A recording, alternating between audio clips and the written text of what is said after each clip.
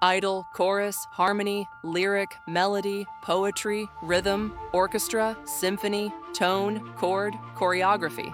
When we talk about K-pop, we usually talk in two languages, Korean and English. But there's a third, older than both. It's the language that created these concepts. What if your bias was channeling an ancient god? Before there were light sticks and fanchants, there were thyrsi and dithyrambs, ritual, rhythm, and the gods of art, Apollo and Dionysus, whose shadows still stretch all the way to Korean music show stages of today. Don't worry if words like dithyramb sound like an unreleased NCT subunit to you right now. We'll explain how it's all connected to K-pop soon. First, a little disclaimer for this confusing topic in which many brave authors and YouTube narrators have gotten themselves lost like Odysseus in the dark cave of Polyphemus, where all the footsteps perplexingly lead in one direction. You killed my sheep. This video will be synthesizing thousands of years of aesthetic arguments about the foundations and motivations of art at an introductory level.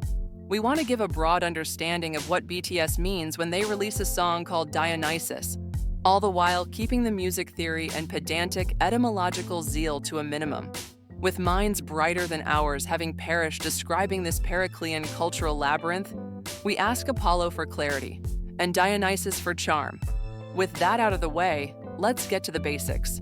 Apollo was the god of form, of light, and the principle of individuation. He was imagistic, mimetic, and mathematical, the god of poetry, sculpture, representation, dreams, prophecy, healing, and medicine. Even today, graduating doctors still swear by him in the first line of their Hippocratic oath. I swear this oath by Apollo physician. Apollo's form was radiant and the object of many sexually charged encomiums. He basically dominated that whole genre of ancient fan fiction. Considered the most Greek of the Greek gods, his beauty wasn't rugged like the other Olympians. Apollo's was more of a feminine masculinity, beardless and with long, silky hair, perfect proportions and a face smooth enough to front a skincare line. In Greek art, this image was known as the kouros, the embodiment of male youth at its most symmetrical. If Apollo was the god of form, his half-brother Dionysus was the god of formlessness. He was considered by many to be foreign to Greece and literally the creator of a subversive Asian cult. Also known as Bacchus, he was a god of wine and intoxication. You didn't really follow him so much as blackout and wake up in his entourage with soju stains on your shirt. Thrice born and thyrsus carrying, he was a god of instinct and adventure. He wasn't a bearer of golden visions, but of wine-dark mysteries. Also androgynous, though perhaps a bit less runway-ready, Dionysus's iconography was just as electric as Apollo's, but of an unstable and chthonic energy. Horns, grapes, red cheeks, and loose robes take turns dominating his sculptures and paintings. His domain is where the ego unthreads, where the dancer becomes the dance, and the body forgets its borders. To gaze on Apollo was to aspire. To meet Dionysus was to be undone, to be absorbed into his procession of satyrs and maenads in their varying states of undress and demonetization. His following wasn't curated. It was chaotic, unmarketable, and completely beyond the reach of PR teams or parental guidance warnings. Art would reach its height when these two divine forces were fused, through a metaphysical miracle of the Hellenic will, into the form of Greek tragedy. Not a tragedy like your faves disbanding, more like the pre-modern prototype of the original concept album. This is the art form that is the direct ancestor of all narrative-driven K-pop and pop music, where chorus and drama first merged into one poetic spectacle. One recurring theme in Greek myth and philosophy is the wisdom of Silenus, a pot-bellied satyr and the best-known follower of Dionysus, who, when cornered by mortals, dropped the ultimate cosmic black pill. When asked what was best for humans, he answered, "Not to be born at all, and if you are born, die quickly." Cheery guy. According to later writers like Plutarch, Silenus wasn't even necessarily wrong. Human life, Silenus claimed, was fleeting, fragile, and riddled with misfortune. The dead were the lucky ones. Grim, sure, but Plutarch and other Greeks didn't shrink from it. In 500 BC, these people knew the sting of life, but they staged their suffering and called it catharsis. This is the moral victory of art, one of the greatest victories the doomed can claim in this world. But it wasn't only art, it was civic duty. During democratic Athens' golden age, the biggest cultural event of the year was the city Dionysia. Days of processions, wine, and a competitive musical event performed in front of a statue of Dionysus. The winner? It's thought the ancient Athenians gave their perfect all-kills a goat. It's where the word tragedy comes from. So, what began as ritual hymns chanted by masked choruses slowly transformed into full-scale musical drama. The mask wasn't a disguise, it was a doorway. To put on the face of Dionysus was not to pretend, but to channel. The voice from the stage wasn't the actor's own, but the god's echo. In K-pop, idols perform a similar alchemy. From the moment the concept photos drop, the transformation begins. Likewise, the Dionysian impulse endures in the arena-scale fan chant, where some 30,000 voices converge in metrically precise 4/4 antiphony, producing a ritual call and response that temporarily effaces individual subjectivity and welds the crowd into a single collective harmony. But tragedy wasn't just about the collective Dionysian. Art still has to be shaped. Apollo gives music its form, meter, structure, clarity. Dionysus gave it heat, rhythm, chaos, possession. Without Apollo, the emotion is noise. Without Dionysus, the structure is sterile. And so the idea is this. It's the musician's task to stand between these two gods of music and hear their harmony, and that the height of art begins where clarity and chaos shake hands.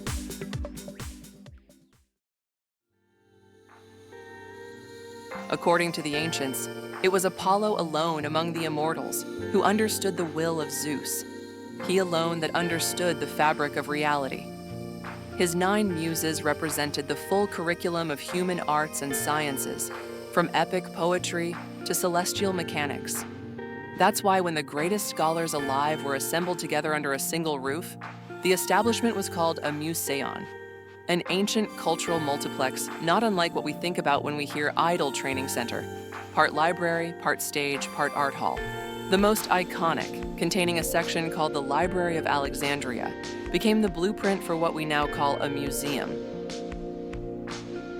But not all worshipped at Apollo's museon. From Dionysus's unruly brood came Marsyas, a satyr who stumbled on Athena's abandoned flute during his travels.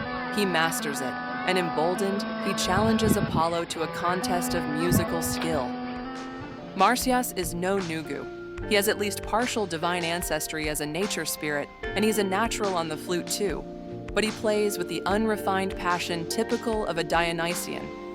When Apollo brings his hands to his lyre and lets loose his golden voice, Marsyas unravels.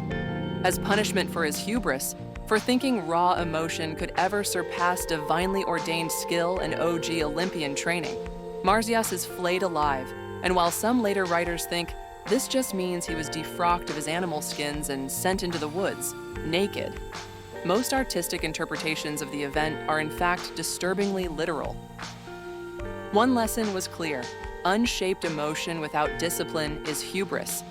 But after centuries of Apollonian ascendancy, in calculus clinics and control rooms, the West grew weary of symmetry. Music, long associated with Dionysian ecstasy, became the first battleground of this cultural shift. It began to favor spontaneity over structure, emotional immediacy over technical mastery, and the group over the individual. Authenticity was prized above all else. Disheveled or horned, it didn't matter. In art, the Belvedere Apollo white marble's ideals began to languish. Korea, however, never experienced this Dionysian backlash. In K-pop, being try-hard is the point. When writers like Carlyle, later reflecting on Greek myth and the nature of idols, said that an idol is eidolon, a thing seen, a symbol. It is not God, but a symbol of God. In Korea, it's clear that God is an Apollonian one. Every pirouette is rehearsed and every high note is earned. Even the six-packs are perfectly sculpted, examples of order imposed on flesh. It's a system that doesn't fear the Apollonian ideal, but thrives on it. Training isn't an obstacle to authenticity, it is the authenticity. Where the Western pop myth still clings to the lone genius and the tortured independent artist, K-pop embraces the team, the structure, the system. In this world, talent isn't diminished by effort, it's defined by it. That's the Apollonian contract. Mastery through method. Korea, in a world drunk on Dionysus, kept the Apollonian, flayed Marsyas, and built a cultural empire.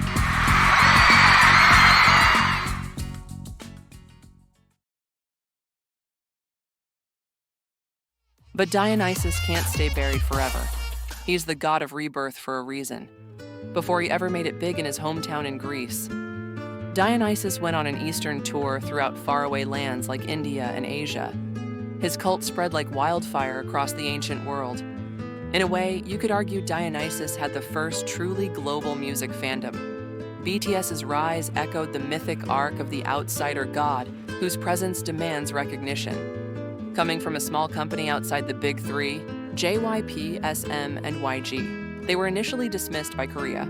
When a member declared in 2016 that their goal was to win a Daesang that year, netizens scoffed, insisting such honors were reserved for real artists from real companies.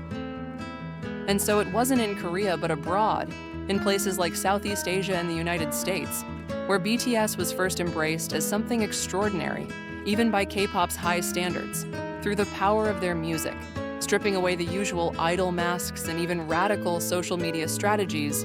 They broke the global charts before they ever conquered their homeland. It's a trajectory that mirrors the Bacchae, where Dionysus returns to his birthplace not in triumph, but in defiance. Fresh from his world tour, the god arrives back in Greece, enraged at being denied recognition. Like BTS, he has a bit of an army, a makeshift girl group of liberated aristocrats, maenads who've shed their domestic scripts and now rehearse dance routines and dithyrambs on mountaintops. The stage is set not just for a comeback, but for a reckoning. But the king of Thebes, the young Pentheus, remains the prototype netizen and doubles down, enraged by the insolence of this Asian conjurer of tricks. Instead of allowing Dionysus his rightful comeback stage in his hometown and to establish his cult, he proposes to flay the god himself for upsetting the social order, allowing commoners to interact with noble women, and at night, the horror. Holy moly, guacamole! After a crescendo of taunts and challenges, Dionysus in self-preservation calls upon an earthquake to demolish the scene. Pentheus awakes sometime later under the spell of the horned god, falling completely into his divine brother's fandom. He now wants to see the Dionysian ritual, to watch the performance of the maenads up close and for real. Pentheus cannot attend in his royal attire. Men aren't even allowed at these rites, much less a king. He's warned that if he goes wearing his crown and robes, he'll be spotted immediately. Naturally, Dionysus gives the king a makeover, serving looks like an Emmy-winning makeup stylist, giving him a lovely side-swept pompadour, a much-needed manicure, and a lace-trimmed dress with leopard accents for an outfit. Fresh from his glow-up, Pentheus begins his mission to infiltrate the Dionysian rites, believing himself capable of strutting into the ceremony with enough panache to be mistaken for one of the devout. But the rites aren't cosplay, they're communion with the divine. The maenads, still entranced, see a false idol in front of their faces, and in a whirlwind, they rip Pentheus apart.